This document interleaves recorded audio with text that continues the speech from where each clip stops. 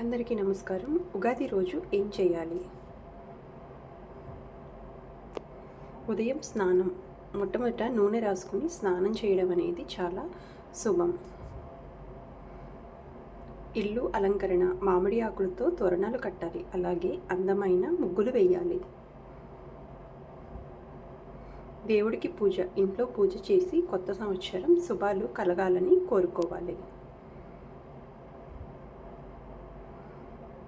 ఉగాది పచ్చడి తినాలి. తీపి, చేదు, పులుపు షడ్రుచుల సమ్మేతమైన ఉగాది పచ్చడిని జీవితంలోని అన్ని రుచులను సూచిస్తుంది. అందుకు తప్పకుండా ఉగాది పచ్చడి తినాలి.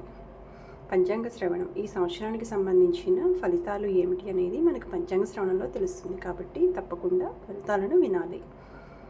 పెద్దల ఆశీర్వాదం తీసుకోవాలి. అంటే కుటుంబంలో పెద్దవాళ్ళు, అలాగే కుటుంబంలో ఎవరున్నారో వాళ్ళ ఆశీర్వాదం తీసుకోవాలి. వాళ్ళతో కలిసి పండుగ జరుపుకోవాలి. కొత్త పనులు ప్రారంభించాలి. ఈరోజు కొత్త ప్రారంభాలకు చాలా శుభంగా చెప్తారు.